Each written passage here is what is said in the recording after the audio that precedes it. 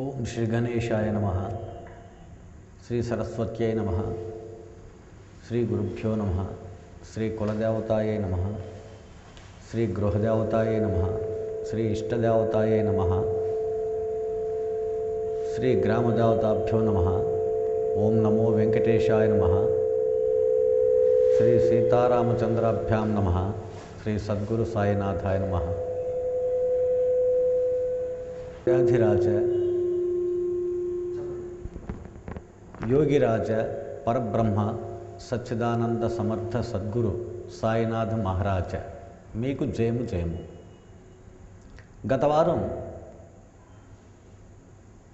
సద్గురు సాయినాథుడు యోగిరాజ పరబ్రహ్మ అనేటువంటి సద్గురు సాయినాథుడు యొక్క ఆ యోగి అనే దానికి కొద్దిగా చెప్పుకున్నాం. ఈ మన యోగి పొంగవటటువంటి సద్గురు యోగిరాజుడు ఈయన ఏ విధమైనటువంటి ఆయన యోగశక్తులను తపశక్తులను భగవంతుడికి అంకితం చేశాడు అనేటువంటి విషయం మీద ఈయనలో ఉండేటువంటి ఆ ప్రత్యేకత, ఆ ప్రత్యేకంగా ఆయన మనకు సమాజానికి చూపించినటువంటి అంశాలు ఏమిటనేది చెప్పుకుందాం.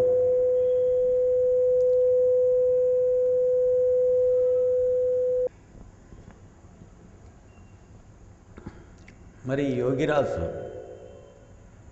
మిగతా యోగులకు ఆయనకు ఉండేటువంటి వ్యత్యాసాన్ని చూపించాడా అనంటే ఏ విధమైనటువంటి వ్యత్యాసాన్ని చూపించకుండా ఆయన సాధన, ఆయన ఆ గురుకృపతో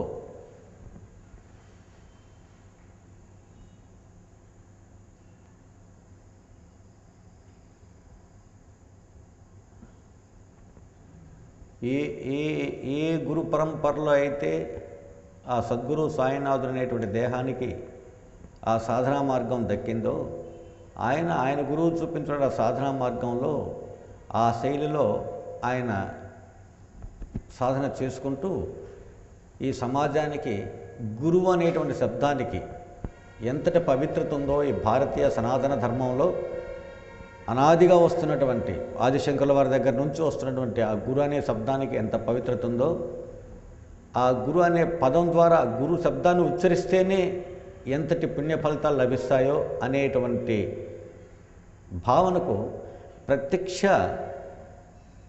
నిరూపణగా మన యోగిరాజు ఈ సమాజానికి నిలిచాడనమాట. అని ఆయన చేసిన చర్యల ద్వారా, ఆయన మనకు చెప్పినటువంటి సచ్చరిత ద్వారా, ఆయన మనకు చెప్పినటువంటి సందేశాల ద్వారా ఆయన అవతార లక్ష్యం ఏమిటి, ఎందుకు వచ్చాడు, ఆ రావడం, ఆయన అవతారాన్ని ఈ విధంగా స్వీకరించడంలో ఆయనకు భగవంతుడు ఆయనకి ఇచ్చిన ఆదేశాలు ఏమిటి అనేటువంటి విషయాలన్నీ కూడా ప్రతి అధ్యాయంలోనూ 52 అధ్యాయాలు ఉన్నాయి, సచ్చరిత్ర 53 అధ్యాయాలు. ప్రతి అధ్యాయంలోనూ ఒక ప్రత్యేకమైన ముద్ర వేస్తూ సనాతన ఆచారాన్ని, సనాతన ధర్మాన్ని, తర్వాత ధర్మం అంటే మానవాళి ఈ విశ్వ మానవాళి ఏ విధంగా ఉంటే ఆ సుఖము, శాంతి, సంతోషాలు అనేటువంటి ఒక స్థాయికి, స్థితికి ఈ జీవులందరూ వస్తారో అనేటువంటి దానికి పరాకాష్ఠగా ఆయన నిత్య జీవనమే, ఆయన సచ్చరితలో ఆయన చెప్పుకున్నది, ఆయన ఏ విధంగా నడిచాడు, ఆయన నిజంగా ఏ విధంగా నిద్రపోయాడు అనేది కూడా సచ్చరితలో ఒక అధ్యాయంలో ఉంది. ఆ నిద్రపోయేటప్పుడు కూడా ఆయన ఎక్కడ పండుకొని నిద్రపోయాడు, ఆయన నిద్రపోయే విధానం ఎట్టుంటుంది అనేది కూడా ఆనాడు ఆయనతో ఒక మహల్సాపతి, అబ్దుల్లా, తాత్యా వాళ్ళు పండుకున్నా కూడా ఆయన ఏ టైంలో పండుకుంటాడో, ఎట్లా నిద్రలేస్తాడో, ఆ ఉయ్యాల మీదకి ఎట్లా ఎక్కుతాడో కూడా తెలియని విధంగా ఉండేదని చెప్పి మనకి సచ్చరితలో ఉందన్నమాట. అంటే అంత నిగూఢమైనటువంటి ఒక అద్భుతమైనటువంటి యోగిక శక్తులను, సర్వమానవాళి యొక్క శాంతి, సుఖము, సంతోషాల కోసం ఈ దేహాన్ని ధారబోసినటువంటి సాక్షాత్ భగవత్ స్వరూపుడు మన సగౌరవపడమైన సాయినాథుడు. అది ఆయన యోగిక తత్వం. సద్గురు మహారాజ, సద్గురు సమర్థుడు, మామూలు వ్యక్తి కూడా కాదట. ఆయన సమర్థుడు. ఏ విధంగా సమర్థుడైనాడా అంటే ఎవరో ఆపాదిస్తేనో లేదు ఏదో చిచ్చిపెడితేనో రాలా. ఆయన సమర్థుడు అనేటువంటి దానికి ఒక నిదర్శనం మనకి సచ్చరితలో కూడా లభిస్తుంది. ఎట్లా అంటే భగవంతుడి సేవలో ఆయన ఉన్నాడనే దానికి కూడా నిదర్శనంగా తీసుకోవచ్చు ఆ అంశాన్ని. ఒకరోజు ఈయన ద్వారకామాయిలో కూర్చొని ఉంటే ఒక బిడ్డ ఎక్కడో దూరంలో ఒక కంసాలి కుటుంబం కొలిమి దగ్గర కూర్చొని ఆ తల్లి ఒళ్ళో బిడ్డను కూర్చోబెట్టుకొని తన భర్తను రాట్న కొలిమిని తిప్పుతూ ఉంటే ఆ బిడ్డ ఒళ్ళో నిప్పుల్లో పడబోతుంటే అనే సంఘటన కానీ మనం స్వీకరిస్తే ఈయన ఇక్కడ ద్వారకామాయిలో కూర్చొని నిప్పుల్లో చేపెడతాడు. ఈయన ద్వారకామాయి దగ్గర అర్జునిలో, బాబా ఏంది మీరు నిప్పుల్లో చేపెడుతున్నారంటే మరి బిడ్డను కాపాడుకోబలేదా అని అంటాడు ఆయన. ఇక్కడ వాస్తవానికి ఈ సంఘటనకి బాబా అన్న మాటకి అక్కడ కూర్చున్న ఆయన చుట్టూ కూర్చున్న వ్యక్తులకైతే విషయం తెలియదు. కానీ అక్కడ ఆ తల్లి ఏం భావించింది తెలిసినా, సాక్షాత్ సాయినాథుడు వచ్చి ఆ బిడ్డను ఆ తల్లి ఒళ్ళో కూర్చోబెట్టాడు. చూడండి, ఇవన్నీ కూడా ఆయన సర్వవ్యాపకత్వానికి ఒక నిదర్శనం. తర్వాత ఈ దేహం భగవంతుడి సేవలో ఉన్నది అనేదానికి మరి ఆయనకి ఏమైనా కాలిందంటే మనకు చూసేదానికైతే బొబ్బలెక్కాయి ఎక్కాయని చెప్పి ఆనాడున్న ఆయన చుట్టూ ఉన్న డాక్టర్లు వీళ్ళందరూ కూడా మందులు పూశారు. కానీ ఆయన ఏం చెప్పాడు, ఇవన్నీ పనికి వద్దురా, నాకు ఇవన్నీ నన్నేం చేయవురా అని చెప్పాడు ఆయన. అంటే ఈ కళ్ళతో చూసేదానికి ఏమో బొబ్బలు అవి. కానీ హనుమంతుడిని సీతమ్మని వెతకడానికి హనుమంతుడు వెళ్ళినప్పుడు లంకాధామంలో జరిగితే చల్లగా ఉన్నదంటే హనుమంతుడి వారికి తోకంతా కూడా వాళ్ళు కాలిస్తే. ఎందుకని? ఆ తల్లి కృప. అట్లాగే ఇక్కడ సాయినాథుడు కూడా ఆ భగవంతుడితో తాదాత్మ్యం చెందిన ధర్మల ఆ సేవలో భాగంగా తనకున్న యోగిక్ శక్తులని, తపశ్శక్తులని మానవాళి కోసం వినియోగించాడు. తద్వారా ఆయన ప్రయోజనం ఏందయా, ఆ బిడ్డ చనిపోతే ఇబ్బంది ఉంది ఆయనకి ఏందయా అంటే, తద్వారా జీవన ధర్మాన్ని, ఒక ఆధ్యాత్మిక మార్గాన్ని ప్రబోధించేదానికి ఇది ఒక అవకాశంగా తీసుకున్నాడు ఆయన. అల్టిమేట్గా చిట్ట చివరిగా ఆయన యొక్క భావం ఏంటంటే, తనను కలిసిన ప్రతి జీవిని ఆధ్యాత్మిక మార్గం నడపడమే ఆయన ధర్మం, అవతార ధర్మం. ఆ ధర్మానికి తీసుకెళ్ళేదంటే ఆయన ఎంచుకున్న మార్గం ఏంటంటే, భగవంతుడు ఇచ్చిన మార్గం ఏంటంటే, ఏదో ప్రజానీకాన్ని మెప్పించేదానికో, తను కలిసిన వాళ్ళని మెప్పించేదానికో, ఒప్పించేదానికో, లేదా నమ్మించేదానికో ఆయన ఎటువంటి యొక్క తపశ్శక్తిని ఉపయోగించలేదు. అది అద్భుతమైన సంఘటన ఇక్కడ. అందరూ రాజుల కన్నా, గురురాజుల కన్నా, అందరూ యోగి పొంగవుల కన్నా మన గురురాజు అంటే అందరికీ గురువు ఆయన గురు మహారాజ్. ఆయన ఒక ప్రత్యేకత మనకు సమాజానికి నడిపించే విధానం అది అందులో ఉండే ప్రత్యేకత అనమాట. అట్లాగే ఇంకో సంఘటనలు, చాలా సంఘటనలు ఉన్నాయి. అట్లా ఎందుకు మనం చెప్పుకోవాలంటే, గురు వ్యవస్థ అనేటువంటి దానికి ఒక ధర్మబద్ధమైనటువంటి, ఆచరణాత్మకమైనటువంటి ఆధ్యాత్మికత అనేటువంటి మార్గాన్ని చూపించిన ఏకైక మహానుభావుడు సద్గురు సాయినాథుడు. ఆయన ఏ రకమైన ఆయన పడిన కఠోరమైనటువంటి శ్రమను గుర్తిస్తే ఆయన చెప్పుకున్న మాటల్లో, ఆయన ఒక్కొక్క అధ్యాయంలో మనకు ఆయన చెప్పుకున్న విధానం ఏంటంటే, నా దగ్గర ఏ శక్తులు ఉన్నాయో నాకు తెలియదు, నా దగ్గర ఏ శక్తి లేదు, భగవంతుడిని నమ్ముకున్న వాడిని తప్పితే నేను భగవంతుడిని కాదు, భగవంతుడి నామాన్ని స్మరించేవాడిని తప్పితే నేను భగవంతుడిని కాదు. కాబట్టి మీరందరూ కూడా భగవంతుడి నామాన్ని స్మరించని చెప్పాడు మనకి అని సత్యతలో మనం చదువుతూ ఉన్నాం. మరి ఆయన దగ్గర శక్తులు లేవా అంటే, ఆయన ఈ క్షణానికి కూడా చూపిస్తున్నటువంటి అద్భుతమైనటువంటి, అలౌకికమైనటువంటి, ఏ తాంత్రికుడు, ఏ యోగి చూపలేటువంటి అద్భుతమైనటువంటి అలౌకికమైన లీలను ఈరోజు సమాజానికి ఆయన తదనంతరం సమాజం 1918లో సమాజం చెందితే దాదాపు 90 సంవత్సరాలు ఈ రోజుకి చూపిస్తూనే ఉన్నాడు ఆయన. మరి ఎక్కడి నుంచి వచ్చాడు, ఎట్లొస్తున్నాయి ఇవన్నీ అనంటే అదే ప్రత్యేకత ఆయనలో. అందుకే ఆయన ఆ గురు వ్యవస్థ, గురు మహారాజ్, మెహర్ బాబా మాటల్లో చెప్పుకోవాలంటే గురు మహారాజ్, సాక్షాత్తు గురువులకు కూడా మహారాజ్ అంట ఆయన. అందుకే ఆయన అఖిలాండ కోటి బ్రహ్మాండ నాయకుడు అంది. ఆనాడున్న ఆయన సమకాలంలో తాజుద్దీన్ బాబా, మెహర్ బాబా, గజానన్ మహారాజ్, ఇవన్నీ పెద్ద పెద్ద ఆధ్యాత్మిక సంస్థానాలు, గురుపీఠాలు. వాస్తవానికి గురుతత్వానికి, నిజమైన గురుతత్వానికి, సన్యాసి ధర్మానికి నిలబడ్డ గురుపీఠాలు ఇవన్నీ. వాళ్ళందరికీ కూడా గురుస్థానం మరలా షిరిడియే. అటువంటి ఆధ్యాత్మికమైనటువంటి మార్గాన్ని చూపించినటువంటి సద్గురు సాయినాథుడిని మనం ఏ విధంగా ఆయన నుంచి పొందుతున్నాము అనేటువంటి భావనలోకి వస్తే, అసలు ఆయన స్థానం ఏందో తెలిస్తే మనకు ఆయన దగ్గర ఏం పొందొచ్చో తెలుస్తుంది. ఆ స్థానం యొక్క విలువ తెలియకుండా ఆయన ఏం చేస్తాడో మనకనేటువంటిది అర్థం చేసుకోలేక, తెలిసి తెలియక ఏదేదేదేదో అడిగేస్తూ ఉంటాం మనం. మాయ అంటాడు. ఈ విషయాన్ని కూడా సత్యతలో సాయినాథ్ చెప్పినాడు. మీరు పసిబిడ్డలు, మాయ మిమ్మల్ని వెంటాడుతూ ఉంది, ఆ మాయ నన్నే వెంటాడుతూ ఉంది, మీరెంత పసిబిడ్డలని చెప్పుకో అన్నాడు. అంటే ఆయన భావంలోకి వెళ్ళినప్పుడు,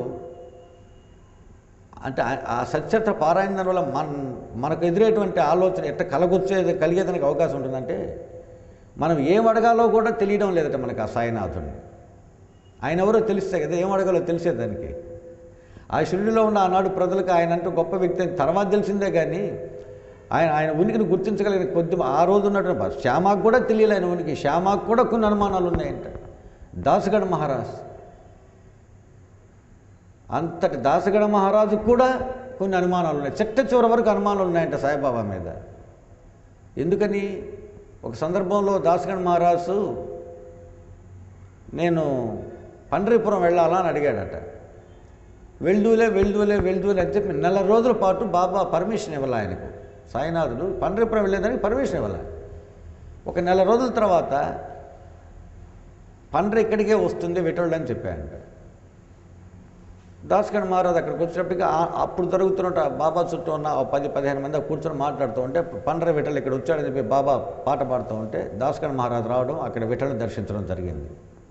చూడండి, మళ్ళీ దాసగఢ మహారాజు స్థానమంజర రూపంలో సాయినాథుడికి చేసిన సేవ దాదాపు ఎవరు ఈరోజు మనం సాయినాథుని స్మరించుకుంటున్నామంటే ఆ తండ్రి కృప, దాసగఢ మహారాజు కృపే. ఆయన రాసినటువంటి కొన్ని గురుతత్వంతో కూడినటువంటి కొన్ని అర్వాచల్యలామృతం అనేటువంటి పుస్తకాలు ఇవన్నీ కూడా మనకు నిదర్శనాలు అన్నమాట. ఇవన్నీ ఇంకా ఆయన నమ్మలేదనే దాని కూడా విషయం ఏంటంటే ఎవరో ప్రశ్నిస్తారంట, నేను గంగ స్నానానికి వెళ్ళొస్తా అని చెప్పి దాసగఢ మహారాజు బాబాని అడిగితే ఎక్కడికో ఎందుకురా ఇక్కడే వస్తుందని చెప్పి ఆయన పాదాల్లోనే గంగను చూపిస్తే సాయినాథుడు ఈ దాసగఢ మహారాజు ఇప్పుడు మామూలుగా గంగా తీర్థానికి నేను తప్పనిసరిగా నెత్తి మీద నీళ్లు తలుకొని నోట్లో తాగుతాం మనం. కానీ ఇక్కడ సాక్షాత్ ఆయన పాదాల్లోనే గంగను ఉద్భవింపజేస్తే సద్గురు ఆ నీటిని దాసగఢ మహారాజు నెత్తి మీద చల్లుకున్నాడంటే కానీ స్వీకరించలేకపోయాడంటే తీర్థంగా. అంటే అంతరాంతరాల్లో తెలియని విధంగా ఎక్కడో తెలియనటువంటి సందేహాలు ఇవన్నీ కూడా మానవ నైజంలో ఉంటాయన్నమాట.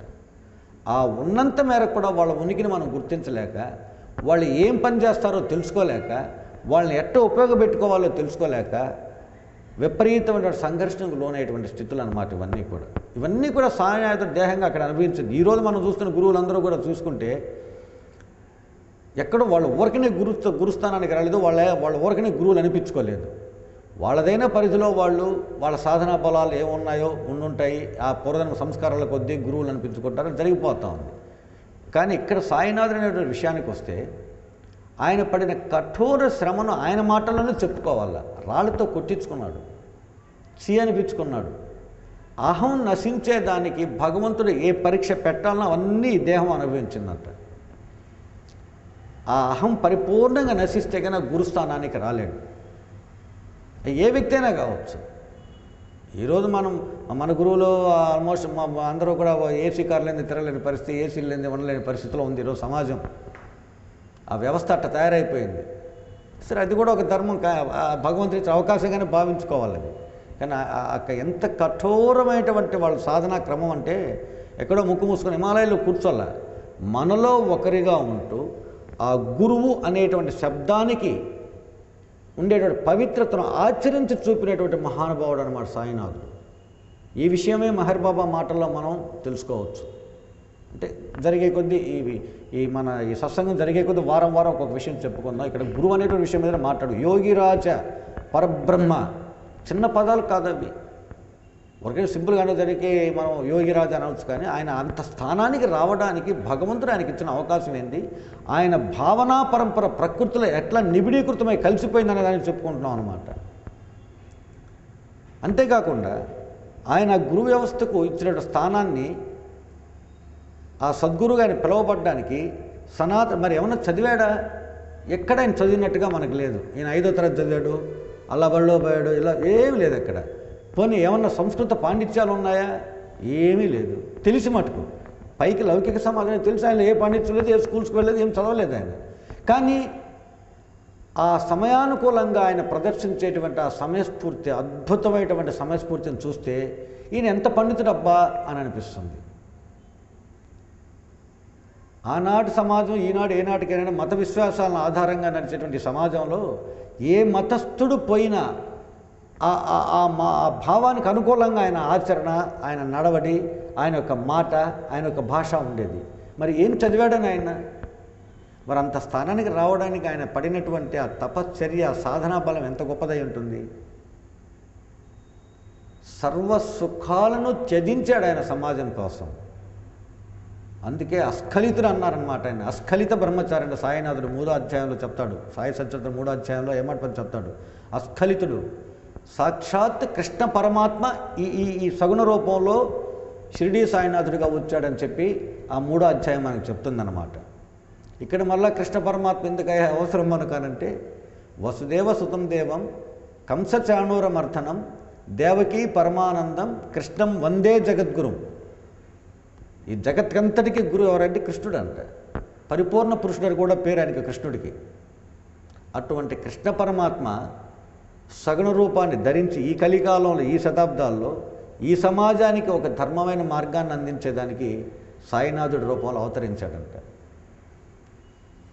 అదే అధ్యాయంలో మళ్ళీ ఆయన చెప్తాడు, ఈ కృష్ణుడిది కూడా ఉందన్నమాట. ఏ సత్పురుషులైతే ఎవరున్నారో వారు నేనేగా భావించని చెప్పాడంటే కృష్ణుడు. కృష్ణుడు మనకు ఆ భారతంలో మనం భాగవతంలో చదివేటప్పుడు ఆ కృష్ణమాయ లీలలను వివరిస్తూ ఉంటే, వాస్తవానికి ఆ భారత భాగవతాలు చదివి ఈ సచ్చరిత్ర పారాయణ చేస్తూ సాయినాథుడు సద్గురువుగా ఆయన చూపి, యోగిరాజ పొంగవుడుగా ఆయన చూపితే లీలలు చేస్తే కృష్ణుడికి ఈ సద్గురు సాయినాథుడికి ఎక్కడ తేడా కనిపించదు, మనకి తేడా కనిపించదు. అయితే ఇక్కడ సచ్చరిత్ర సచ్చరిత్ర సచ్చరిత్ర సచ్చరిత్ర అనే విషయానికి వస్తే, దాదాపు సాయి సచ్చరిత్ర షిరిడీ సంస్థానం వాళ్ళు చదివిన వాళ్ళు చాలా తక్కువ మంది ఉన్నారు.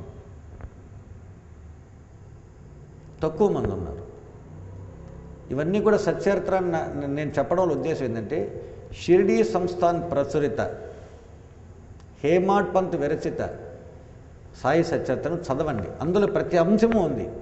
ఈ మధ్యకాలంలో అయితే విఎస్ మణి గారు రాశారు.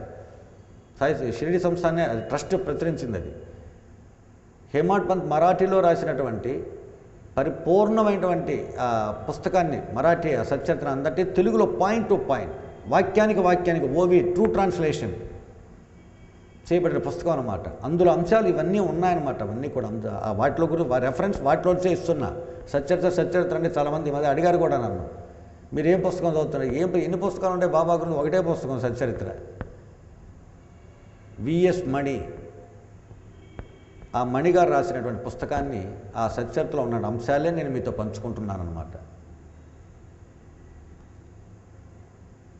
అందులో ప్రతి పాయింట్ హేమాడ్ పంత్ మరాఠీలో రాసిన ప్రతి పాయింట్ బై పాయింట్, ఒకటో పాయింట్ రెండో పాయింట్ క్లియర్ కట్గా ఉందన్నమాట. 1-2 సార్లు అంటే కొంచెం అర్థం చేసుకోవడం కష్టంగా ఉంటుంది. మనకేం అర్థం కావాల్సిన అవసరం కూడా లేదు. మనం పిల్లవాడు చదువుకోవాలని కోరుకుంటే, పిల్లవాడికి నిజంగా చదువుకోవాలని కోరికగలిగితే అయ్యవారు ఎట్లా నేర్పిస్తాడు? పలకబలపని తీసుకెళ్ళి, సార్ నాకు నేను దిద్దుకుంటాను ఆలు రాసేయండి అని అంటే, తప్పనిసరిగా ఉపాధ్యాయుడు ఏం చేస్తాడంటే ఆనందపడిపోయి రానాయన అని చెప్పి కూర్చోబెట్టి దిద్దిస్తాడనమాట. ఆ విధంగా మన సద్గురువు యొక్క ధర్మం ఏది, మన సద్గురు సాయినాథుడికి పని అది ఏమిటి? ఆ సచ్చరిత్ర మనం పారాయణ చేయడం మొదలు పెడితే అందులో అర్థాన్ని ఏ విధంగా ఏ సందర్భంలో వివరింపజేయాలో చేయించే బాధ్యత, ధర్మం కూడా సాయినాథుడిది అనమాట. కాబట్టి మనం ఏం కష్టపడపల్లే. చాలామంది అనుకునేదాన్ని కూడా అవకాశం మాకు అర్థం కాదు అని చెప్పి చదవాలనేటువంటి సద్భావంతో కోరిక కలిగితే ఆటోమేటిక్గా అర్థం చేస్తాం. మళ్ళీ భాష ఎక్కడెక్కడ పోతూ ఉంది. మరి మన యోగి పొంగవుడు, ఈ సాయినాథుడు ఈ విధంగా లోకోద్ధరణ కోసం అవతారాన్ని ఎత్తి మరి ఆయన ఏ విధంగా మనం నడిపిస్తున్నాడే అనేటువంటి అంశాలు చూస్తే, పైకి బాహ్యంగా మనం చూసే అంశాలు కొన్ని గోచరిస్తాయి. ఆపదలో ఆదుకుంటాడు, సమస్య చెప్పితే పరిష్కరిస్తాడు, అడిగింది ఇస్తాడు, ఆయన దగ్గరికి పోతే అన్ని పనులు అయిపోతాయి అని అందరికీ విశ్వాసం. అదే సమయంలో ఆయన దగ్గరికి పోగానే అవుతాయా అనేటువంటి అవిశ్వాసం రెండు మనలోనే కలుగుతూ ఉన్నాయన్నమాట. ఎందుకంటే షిరిడీకి ఎన్నోసార్లు పోయి ఇంకా పనులు కాక నేనున్నానని చెప్పేవాళ్ళు ఉన్నారు. ఒక్కసారి షిరిడీకి వెళ్ళి నాకు ఈ బాబా ఇది చేశాడని అనుభూతులు చెప్పేవాళ్ళు ఉన్నారు. అసలు షిరిడీకి వెళ్ళాలనుకుని మేము రైల్వే స్టేషన్ దాకా పోయి వెనక్కి వచ్చాం పోలేక, కానీ మా ఇంటి దగ్గర మా పని అయిపోయిందని చెప్పేవాళ్ళు ఉన్నారు. అందరూ ఇటువంటి అనేక భావాలతో ఉండేవాళ్ళు ఉన్నారు. షిరిడీకి పోయిన వ్యక్తి ఎంత లబ్ధి పొందుతున్నాడు, షిరిడీకి పోకపోయినా కూడా అంతే లబ్ధి పొందుతున్నాడు. ఆయన మాటల్లో చెప్పుకోవాలంటే ఇందాక అనుకున్నామే, ఏమనుకున్నాము, ఇక్కడ నిప్పులో దునిలో చేపెడతాడు ఆయన. ఏం బాబాయ్ చేపెట్టామంటే నా బిడ్డ కాలిపోతున్నాడు రా అని అంటాడు. ఆ భాషను మనం సమన్వయపరచాలంటే మన వల్ల అయ్యే పని కాదు. ఏ మానవుడు కూడా అసలు అర్థం చేసుకోలేడు. మనకు తెలిసిన భాష అంతా కూడా 2 1 2, 2 1 2, 2 2 4 ఇట్లా తెలుసు. ఒకవేళ పొరపాటున ఎవడన్నా 2 2 8 అన్నాడు అనుకో, మనమైతే అందరం రాయితో కొడతాం వాడిని, పిచ్చివాడు అని చెప్పి. 2 + 2 4 మనకు తెలిసిన లెక్క. అదే 2 + 2 అని ఎవడని అన్నాడు అనుకో, నిజంగా వాడిని వైజాగ్ మెంటల్ హాస్పిటల్కో మెడ్రాస్ మెంటల్ హాస్పిటల్కో చేర్పిస్తాం. ఎందుకనంటే మనకు తెలియదు. ప్రకృతి తత్వము, ప్రకృతి నైజము, ప్రకృతి మాయ అంతా కూడా మనం అనుకునే 2 + 2 4కు సంబంధించుండదు. ఎక్కడో వాళ్ళ భాషకు అంతరార్థాలు నిగూఢంగా ఉంటాయి, మనకు అర్థం కాని విధంగా ఉంటాయి. ఎందుకు ఉంటాయి? గత వారం చెప్పుకున్నాం మనం. వాళ్ళు మనల్ని ఏ విధంగా చూస్తారు? ఈ దేహం యొక్క గత జన్మ సంస్కారాలు ఏంది? ఇప్పుడు ఈరోజు సుధాకర్రావుకి ఈ దేహంతో ఉన్నాను. ఈ సుధాకర్రావుకి తల్లి గర్భం నుంచి ఈ జన్మకి రాకముందర ఏ జన్మలో ఉన్నాను ఎవరికి తెలియదు, ఏ జీవికైనా తెలియదు. గతంలో ఎక్కడున్నావాను అంటే ఎవరింట్లో పుట్టామంటే ఎవరికి తెలుసు? మనకు తెలుసా? గత జన్మ సంస్కారం మనకు తెలియదు. మరి ఆయనకి తెలుసు ఈ దేహం గత జన్మలో ఏ సంస్కారాలతో ఏ జీవిగా ఉన్నది, ఈ జన్మలో ఇట్లా ఉన్నది, భవిష్యత్ జన్మలో ఏ విధంగా ఉండబోతుంది, 3 తెలుసు. భూత భవిష్యత్ వర్తమానం 3 కాలాలు. అందుకే ఆయన చెప్పుకున్నాడు, సాయి అష్టోత్తర శతనామాలు ఏం చెప్పుకున్నాడు? కాలాయ నమః, కాలాతీతాయ నమః. కాలాన్ని నేనే, కాలానికి అతీతుడిని నేనని చెప్పుకున్నాడు. ఈ 3ంటిని కూడా క్రోడీకరించి ఈ 3 అంశాలను, గత జన్మ సంస్కారాలను, వర్తమానంలో మనం చేయవలసిన అంశాలను, ఈ దేహం ద్వారా జరపబడవలసిన అంశాలను, భవిష్యత్ జన్మ ఏముంటుందో ఉందో లేదో కూడా తెలియదు మనకి. ఆ జన్మలో ఈ దేహం చేయవలసిన, అంటే ఈ ఆత్మ ఏ దేహం ధరిస్తుందో అది చేయవలసిన అంశాలను ఈ 3టి సమన్వయపరచవలసిన బాధ్యత అంటే ఆయన భగవంతుడు ఇచ్చింది ఆయనకి. భగవంతుడు సాయినాథుడికి ఇచ్చిన ధర్మం అదంట.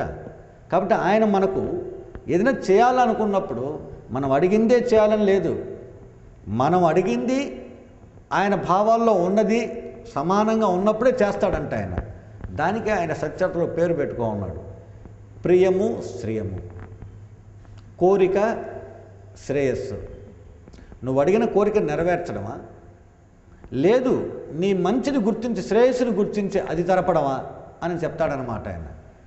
మనం ఏం చేస్తున్నామంటే మనదైన భావంలోనే మళ్ళీ ఆయన లాక్కోవడానికి మనం ప్రయత్నిస్తూ ఉన్నాం. ఆయన ఏం చేస్తున్నాడు? మనదైన భావంలోకి వచ్చినట్లుగా కృష్ణమాయను ప్రవేశింపచేసి నటింపచేసి ఆయన మార్గంలోకి తీసుకెళ్తున్నాడు అన్నమాట. ఆయన ఓ రకంగా మామూలు భాషలో మాట్లాడితే పెద్ద ఫ్యాక్షనిస్ట్ సాయిబాబా, చిన్న ఫ్యాక్షనిస్ట్గా. ఎందుకు అట్లా అనుకోవాలంటే ఎట్టి పరిస్థితుల్లో కూడా ఈ ఫ్యాక్షనిస్ట్ భావం ఎట్లుంటుందా అనంటే పని అయిపోవాలంటే. కానీ మన ఆధ్యాత్మిక ఫ్యాక్షనిస్ట్ సద్గురు సాయినాథుడి ఫ్యాక్షనిజం ఎట్లుంటుందంటే నువ్వు 100 మార్గాల్లో పో, చిట్ట చివరికి నేనే నీకు గతి అంటాడు ఆయన. స్పష్టంగా చెప్పున్నాడు. నువ్వు ఎన్ని తిరిగి వచ్చినా నా మార్గమే నీకు తప్పదు అని అంటాడనమాట ఆయన. అందుకే ఒక్కసారి ఆ గురువు తత్వంలోకి పోయిన తర్వాత మళ్ళీ వెనక్కి తిరిగిపోవడం నీ వల్ల కాదని కూడా చెప్పాడు ఆయన.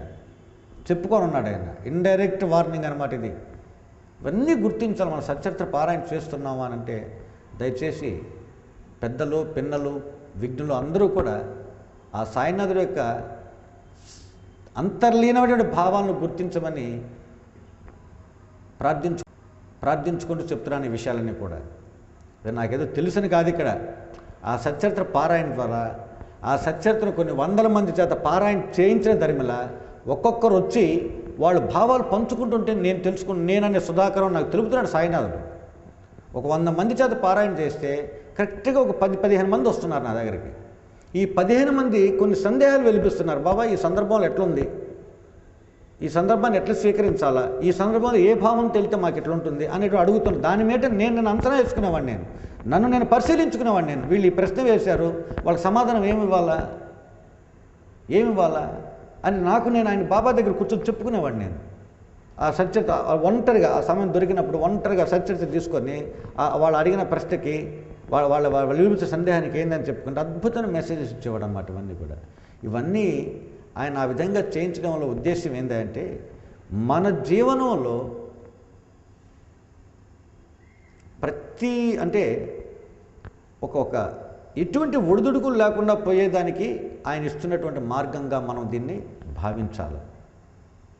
ఇవన్నీ కూడా ప్రతి వారం మనం ఇదే విధంగా ఒక అంశం మీద సాయి సచ్చరిత్రలో ఒక్కొక్క అధ్యాయాన్ని ఆయన ఆయన ఆయన నడవడికగా ఎట్లా ఒక అధ్యాయంగా తయారైందో చెప్పుకుంటూ ఆయన లీలన గానం చేస్తూ ఆయన చెప్పుకున్న విధంగా శ్రవణం, స్మరణం, మననం అనేటువంటి వాటి వల్ల మనకు ఏమి జరుగుతుంది, ఏమి ఇస్తాడు,